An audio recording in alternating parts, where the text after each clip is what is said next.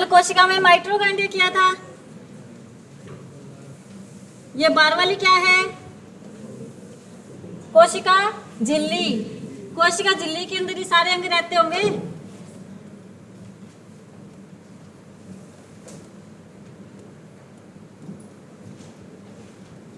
कोशिका झिल्ली के अंदर पहला हमारा माइटोकॉन्ड्रिया। माइटोकॉन्ड्रिया क्या काम कर रहा था? ऊर्जा बना रहा था। इसके बाद आज आगे करेंगे गोल्जी बॉडी। गोल्जी बॉडी क्या करेगा? परिवहन करेगा। क्या करेगा? किसका परिवहन करेगा? ऊर्जा का। जो हमने ऊर्जा इकट्ठी की थी, माइटोकॉन्ड्रिया से ऊर्जा बनाई थी, वो हमारे सारी बॉडी के अंदर परिवहन करेगा। जैसे अभी मैं बोल रही हूँ और एक हाथ से लिख रही हूँ, दूसरा हाथ मेरा फ्री है बिल्कुल, तो एक हाथ में मेरे को ऊर्जा की जरूरत नहीं है और एक हाथ में जरूरत ज्यादा है, तो क्या करेगा? वो एक हाथ से दूसरे हाथ में ऊर्जा का क्या करेगा? स्थानांतरण कर देगा। ठीक है, कौन करेगा? Golgi body. गोल्जी बॉडी की खोज किसने की थी? कैमिलो गोल्जी ने।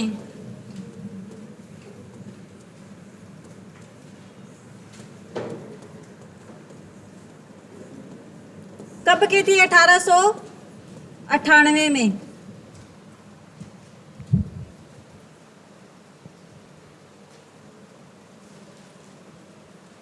समझ आ गया? गोल्जी बॉडी क्या काम करता है? ऊर्जा का परिवहन करता है। इसके बाद हमारा आता है वॉक्यूल्स।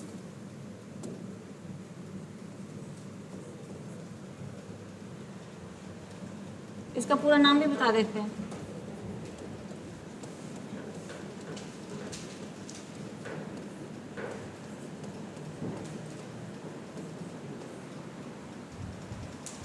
वॉक्यूल्स। वॉक्यूल्स क्या काम करता है? जल संग्रह का काम करता है। वॉक्यूल्स को हिंदी में बोलते हैं रसधानी।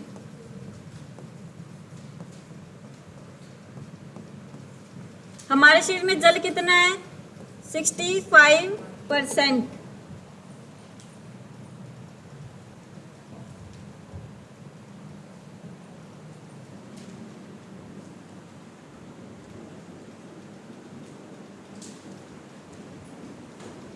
वॉक्यूल्स को हिंदी में बोलते हैं रसदानी। ये क्या करता है? जल संग्रह का काम करता है। शरीर में जल कितना होता है? 65%।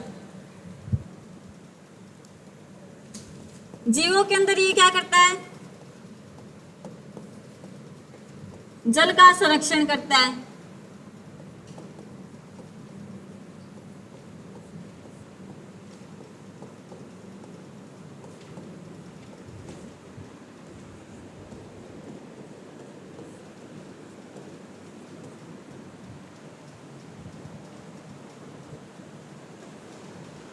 और जल संतुलन बनाए रखता है।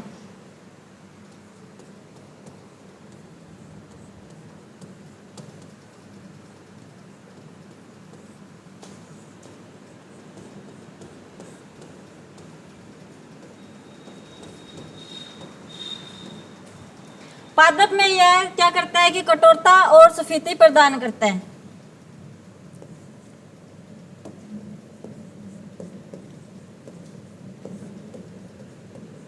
पादप यानी प्लांट्स।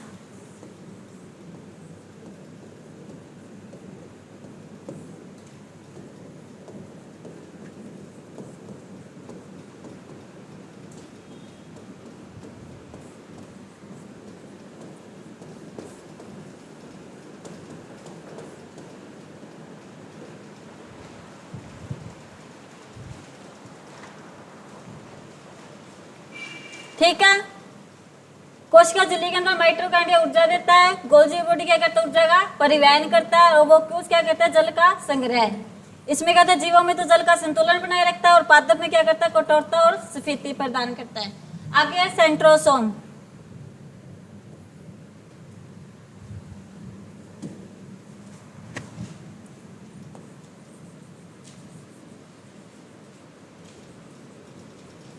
हिंदी में बोलते हैं तारककाय।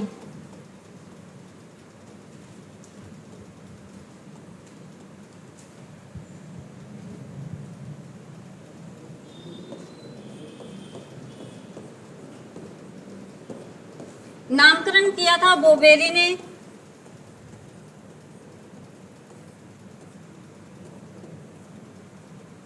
(1888) में, और खोज की थी वान ब्रैंडेन।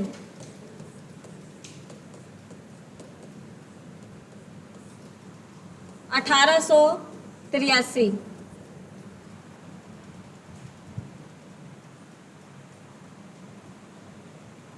सेंट्रोसोम का कार्य क्या है?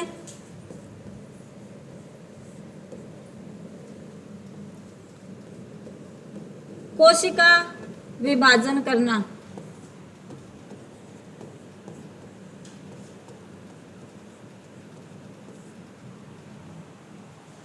सेंट्रोसोम का कार्य क्या है? कोशिका विभाजन। कोशिका विभाजन का मतलब है एक कोशिका टूटकर नई कोशिका का पुनर्निर्माण होना। ठीक है, कोशिका विभाजन का मतलब है एक कोशिका टूटकर नई कोशिका का पुनर्निर्माण होना।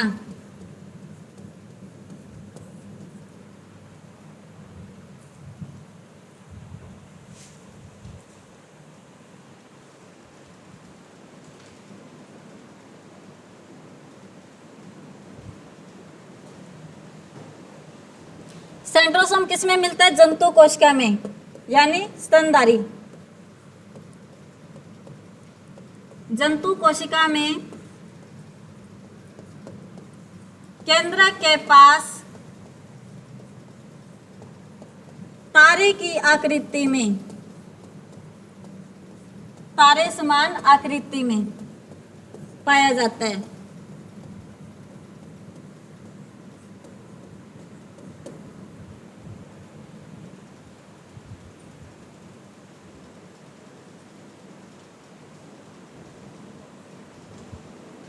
सबसे ज्यादा सेंट्रोसोम कहाँ मिलता है? सबसे ज्यादा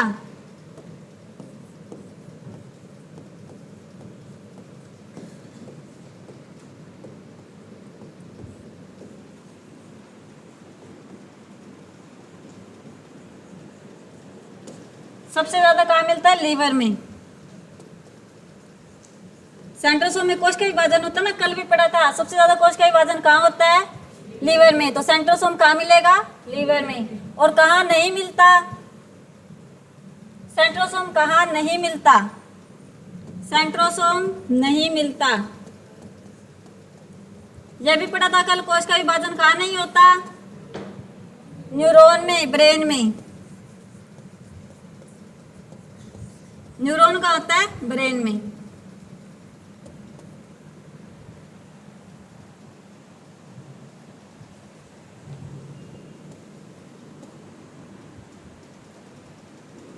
ब्रेन में क्या होता है? ब्रेन में 90% तो मिलता है न्यूरॉन। 90% क्या होता है? और 10% क्या होता है? Glial cell.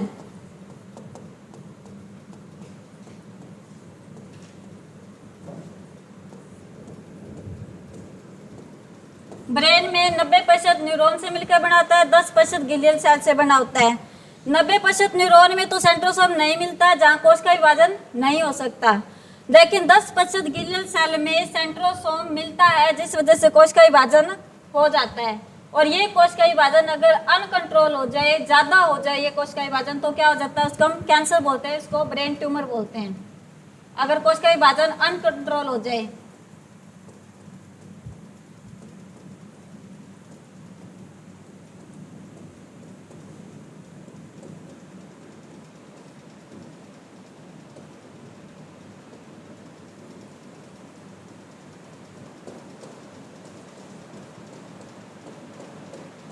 तो उसे हम ब्रेन ट्यूमर या कैंसर बोलते हैं। ठीक है,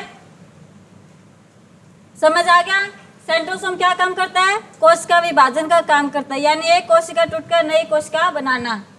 और ये कोशिका विभाजन सबसे ज्यादा किस में होता है? लीवर में होता है। जहाँ कोशिका विभाजन होएगा वहां पे सेंट्रोसोम मिलेगा, और जहाँ कोशिका विभाजन नहीं होता वहाँ सेंट्रोसोम नहीं होता।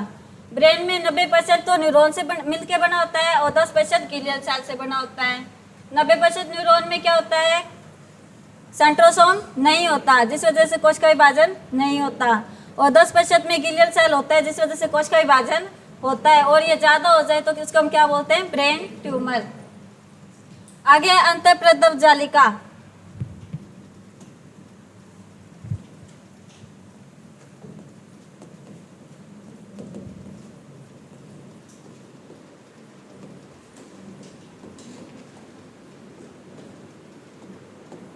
इंग्लिश में बोलते हैं ई रेटिकुलम।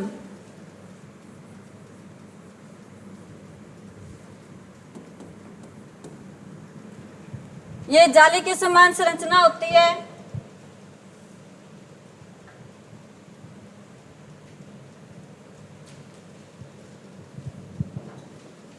जालीनुमा संरचना होती है। खोज हुई थी इसकी 1945 में।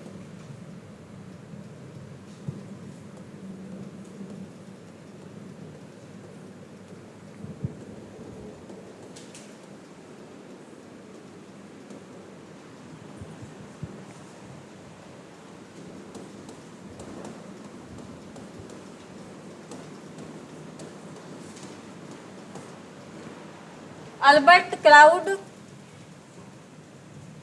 किथ पोर्टर है, स्मिथ नहीं, किथ पोर्टर है।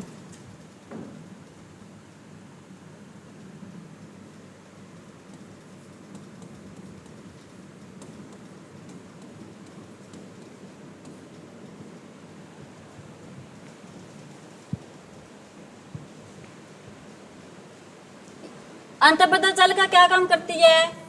ये कोशिका को आंतरिक सहायता देती है, आंतरिक कंकाल की सहायता देती है, या फिर हम कह सकते हैं आंतरिक कंकाल का काम करती है। कोशिका में आंतरिक कंकाल का काम कौन करती है? अंतःप्रद्रव जालिका आंतरिक कंकाल का काम करती है, आंतरिक सहायता देती है।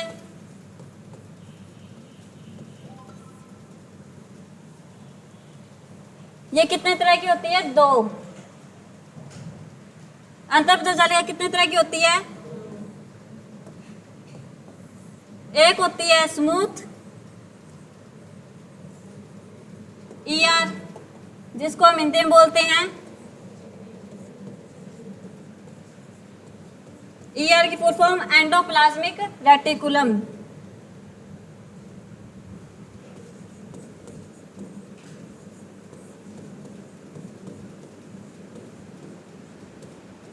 फुल फॉर्म लिखो इसकी,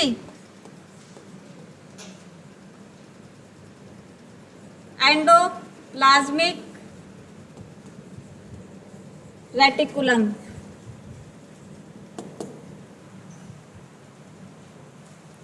दूसरी होती है रफ ईआर।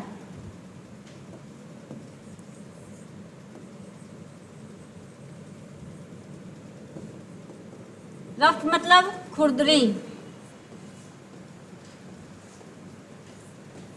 स्मूथ यानी चिकनी होती है तो क्या करेगी? वसा का निर्माण करेगी, प्लेन होगी। क्या करेगी? वसा निर्माण।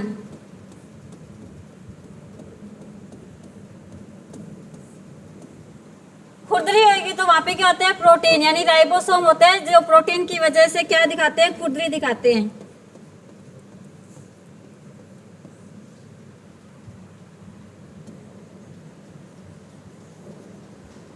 एक तरफ वाला भाग है स्मूथ और एक तरफ वाला भाग है खुरदरा, जिसमें ये दो बिंदी दिख रही है, ये क्या है? प्रोटीन है। इसको हम बोलते हैं रफ ईआर, इधर वाले को बोलते हैं हम स्मूथ ईआर। ठीक है, स्मूथ मतलब चिकना।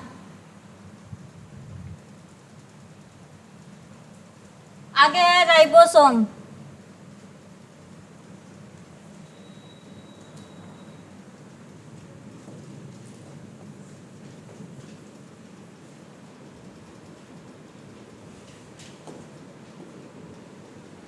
राइबोसोम की खोज किसने की थी? किसी को याद है?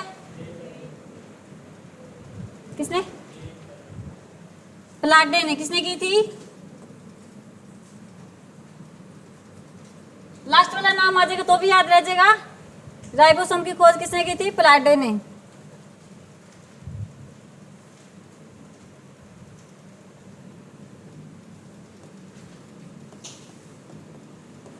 उन्नीस 95 में। ठीक है, राइबोसोम में क्या होता है? प्रोटीन का निर्माण होता है। राइबोसोम में क्या होता है? प्रोटीन का निर्माण होता है। प्रोटीन निर्माण होता है, इसलिए हम इसको क्या कहते हैं, प्रोटीन फैक्ट्री भी बोलते हैं। राइबोसोम को क्या बोलते हैं, प्रोटीन फैक्ट्री।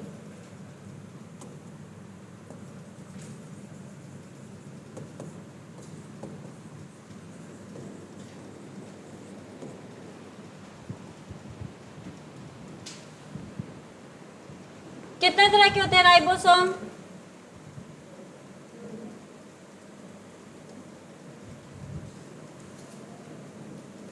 राइबोसोम कितने तरह के होते हैं? 2 तरह के होते हैं, 70S और 80S। 70S को क्या बोलते हैं, prokaryotic.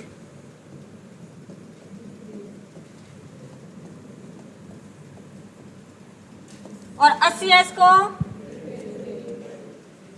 Eukaryotic.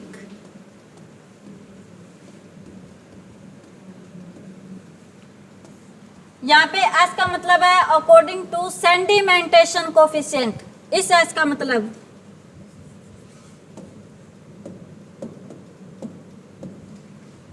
According to सेंडिमेंटेशन coefficient. जो राइबोसोम है वो 2 तरह के होते हैं, 70S और 80S। 70S को क्या बोलते हैं और 80S को? 70S यानी नाम से पता चल रहा है ये क्या है, छोटा, और 80S बड़ा। ये छोटा है तो इसको हम किसकी सहायता से देखेंगे, सूक्ष्मदर्शी से। इनको देखने के लिए किसकी जरूरत पड़ेगी, सूक्ष्मदर्शी की।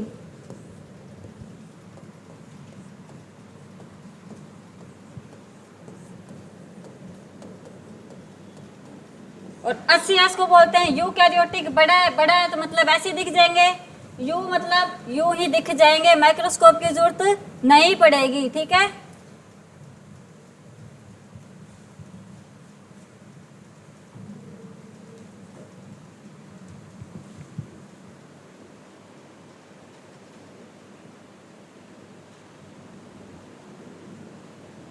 प्रोकैरियोटिक में क्या होता है, केंद्रक।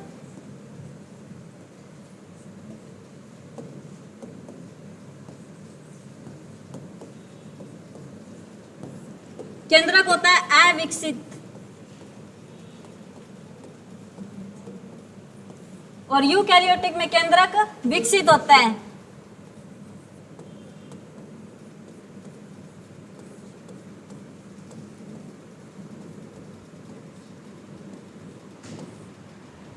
प्रोकैरियोटिक में केंद्रक अविकसित होता है और यूकैरियोटिक में केंद्रक विकसित होता है। उसके बाद प्रोकैरियोटिक में no envelope on nucleus. Envelope का मतलब लिफाफा।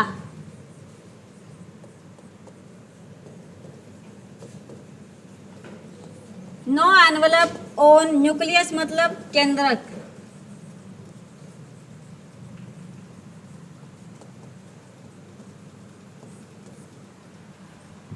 केंद्रक पर एनवेलप नहीं होता। और यूकैरियोटिक में एनवेलप ऑन न्यूक्लियस, एनवेलप होता है।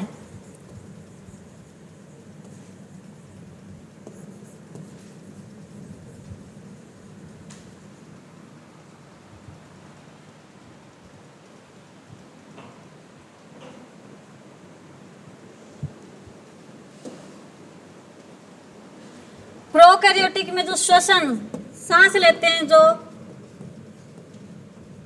वो लेते हैं जीव द्रव्य से। श्वसन किससे होता है प्रोकैरियोटिक में, जीव द्रव्य से। और यूकैरियोटिक में श्वसन होता है माइटोकॉन्ड्रिया से।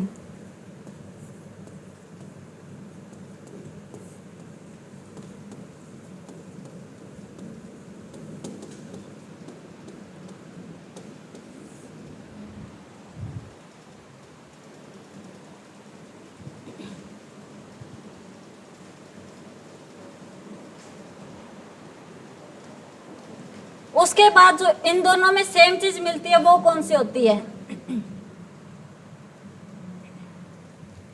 दोनों में जो सेम मिलती है वो बिल्कुल सेंटर में लिख देते हैं। ये दोनों में सेम मिलती है, ठीक है। डीएनए दोनों में मिलता है, जीव द्रव्य दोनों में मिलता है, प्रकाश संश्लेषण की क्रिया होती है,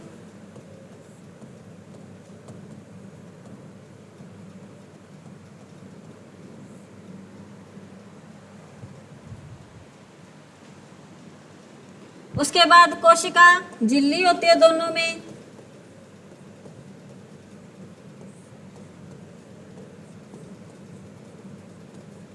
कोशिका भित्ति भी होती है दोनों में,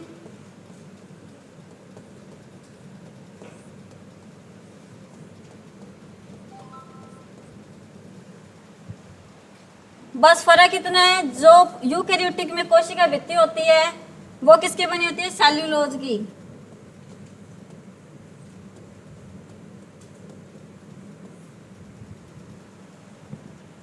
और प्रोकैरियोटिक में कोशिका भित्ति बनी होती है पेप्टिडोग्लाइकेन की।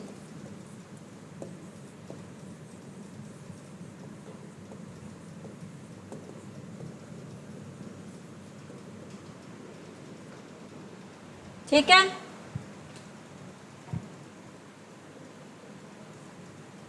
दोनों में राइबोसोम होता है। अभी पढ़ क्या है,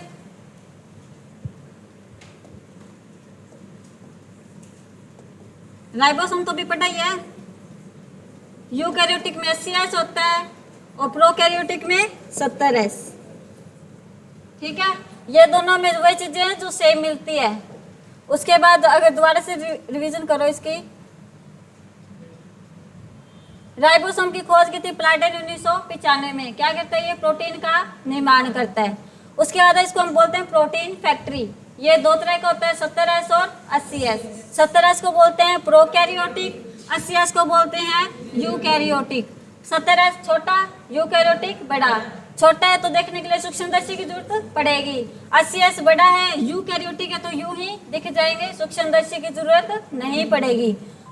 उसके बाद केंद्रक इसमें क्या होता है, अविकसित होता है। प्रोकैरियोटिक में केंद्रक कैसा होता है, अविकसित, और यूकैरियोटिक में केंद्रक विकसित होता है। नो एनवेलप ऑन न्यूक्लियस, यानी जो इसका केंद्रक होता है उसके केंद्रक पे कोई भी किसी भी तरह का लिफाफा नहीं होता है प्रोकैरियोटिक में, और यूकैरियोटिक में केंद्रक पर लिफाफा होता है। इसमें श्वसन किससे होता है, जीव द्रव्य से, और इसमें किससे होता है, माइटोकॉन्ड्रिया से। ठीक है, इसके अंदर जो आते हैं प्रोकैरियोटिक में, वो आती है नील हरित शैवाल। प्रोकैरियोटिक में एग्जांपल नील हरित शैवाल।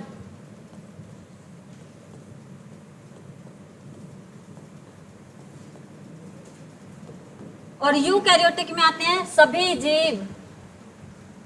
सभी जीव किस में आते हैं, यूकैरियोटिक में।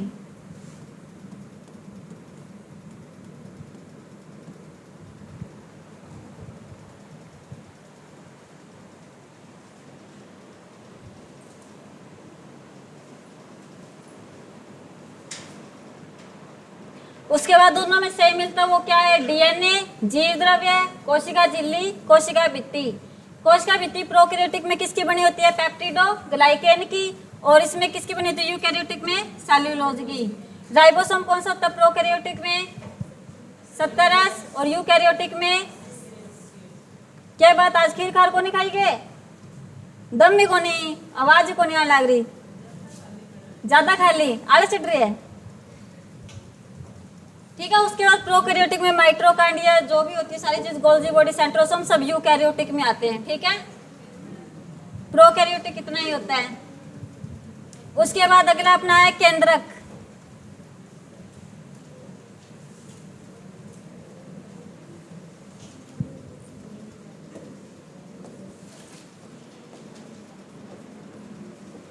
इंग्लिश में बोलते हैं न्यूक्लियस।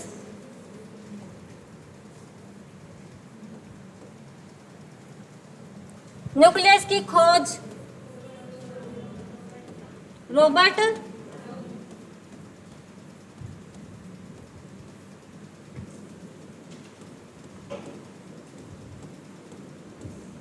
कब की थी, 1831।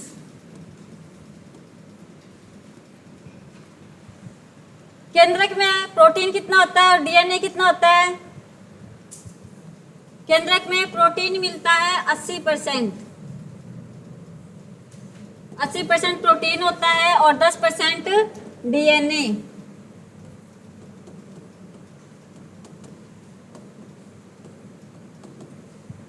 प्रोटीन 80 और डीएनए 10%।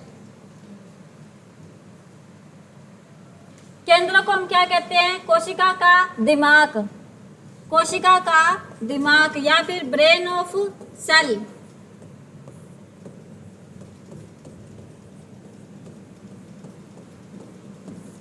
क्वेश्चन आपसे पूछ ले, ब्रेन ऑफ सेल किसे कहते हैं? केंद्रक को।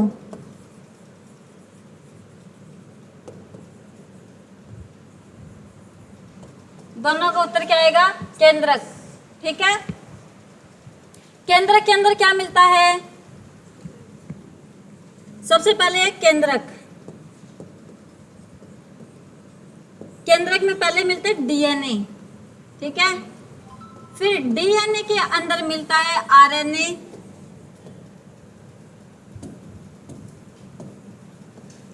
और जीन। ठीक है, केंद्रक के अंदर मिलता है डीएनए और डीएनए के अंदर मिलता है आरएनए और एक मिनट केंद्रक के अंदर क्रोमोसोम आएगा, क्रोमोसोम के अंदर आएगा डीएनए, आरएनए और जीन। ठीक है, केंद्र के अंदर क्रोमोसोम और क्रोमोसोम के अंदर डीएनए, आरएनए और जीन। ठीक है, क्या हुआ? याद हो गया? केंद्र को इंग्लिश में बोलते हैं न्यूक्लियस। खोज किसने की थी? 1831 में। इसमें 80% होता है प्रोटीन और डीएनए कितना होता है? 10%। कोशिका का दिमाग किसे कहते हैं? Brain of cell. केंद्रक में क्या मिलता है? और क्रोमोसोम के अंदर डीएनए, आरएनए और जीन। केंद्रक क्या काम करता है? किसी भी भ्रूण को विकसित होने में कौन मदद करता है? केंद्रक। किसी भी भ्रूण को विकसित होने में कौन हेल्प करता है? केंद्रक करता है। कोशिका का सबसे बड़ा अंग कौन सा होता है? कोशिका का सबसे बड़ा अंग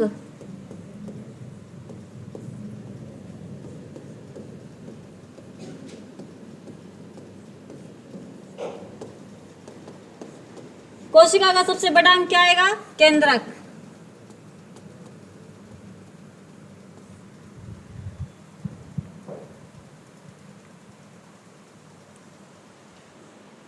ये क्या करता है? पूरी कोशिका को कंट्रोल करके रखते हैं। इसको हम कंट्रोलर भी कहते हैं।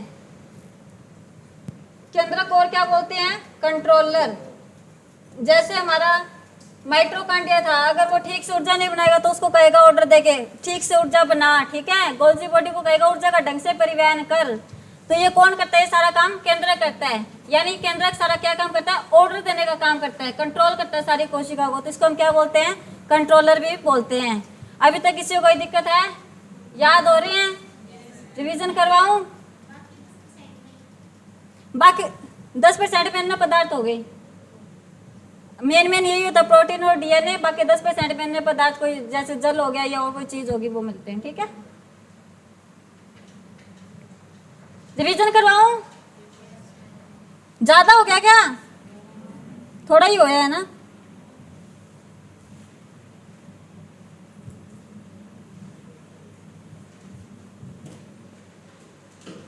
सबसे पहले हमारी बात थी कोशिका झिल्ली। कोशिका झिल्ली के अंदर हमारे सारे कोशिका के सारे अंग रहते हैं। सबसे पहले क्या आता है? माइटोकॉन्ड्रिया। माइटोकॉन्ड्रिया क्या काम करता है? ऊर्जा बनाने का काम करता है। ठीक है, उसके बाद क्या आता है? Golgi body. गोल्जी बॉडी क्या काम करता है? ऊर्जा का परिवहन करता है। वोक्यूल्स क्या करता है? जल का संग्रहण, जल को इकट्ठा करके रखता है। उसके बाद सेंट्रोसोम आता है, वो क्या करता है? कोशिका का विभाजन करता है। सेंट्रोसोम क्या करता है? कोशिका का विभाजन। उसके बाद राइबोसोम, वो क्या करता है?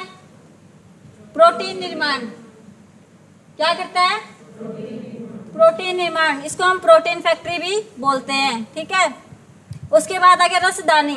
रसदानी को इंग्लिश में बोलते हैं वोक्यूल्स। वोक्यूल्स क्या करता है? जल संग्रह करता है। इसमें क्या होता है? जीवों का जो जल होता है, जो उसका संतुलन बना के रखते हैं। जैसे हम, हमारे अंदर जल का संतुलन कौन बना के रखता है? वोक्यूल्स, रसदानी। ठीक है, और जो पादप प्लांट्स होते हैं उसके अंदर क्या होता है, कठोरता और सफेदी प्रदान करता है। कठोरता और सफेदी होती है मजबूती, ठीक है, कठोरता और मजबूती प्रदान करता है। कौन करता है, वॉक्यूल्स प्लांट्स के अंदर करता है। उसके बाद आती है गोल्जी बॉडी। कैमिलो गोल्जी ने खोज की थी, कब की थी, 1898 में। गोल्जी बॉडी का पता ही है, ऊर्जा का परिवहन करता है। याद नहीं हुआ क्या? जैसे कि मेरा एक हाथ फ्री है, एक हाथ से मैं लिख रही हूँ, तो इस हाथ से ऊर्जा इसमें पहुंचा देगा, कौन पहुंचाएगा, गोल्जी बॉडी, ठीक है।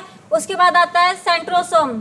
सेंट्रोसोम को हिंदी में बोलते हैं तारक काय। नामकरण किया था बोबेरी ने 1888 में, और खोज किसने की थी, वान ब्रेंडन ने 1883 में।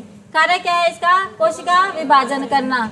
जंतु कोशिका में केंद्र के पास तारे की समान आकृति में होता है। कौन होता है, तारक काय।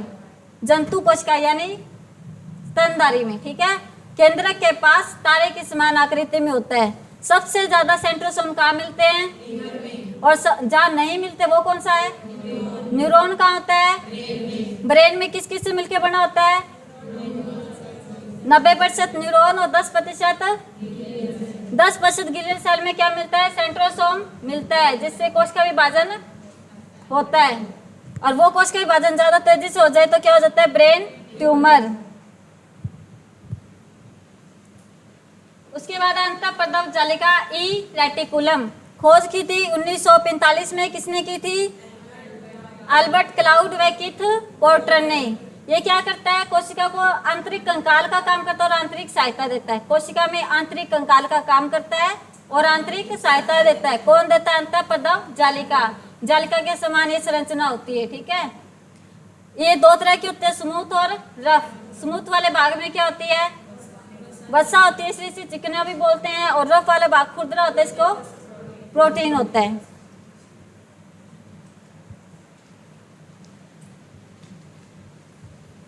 राइबोसोम की खोज किसने की थी, प्लाटे ने। कब की थी, 1995।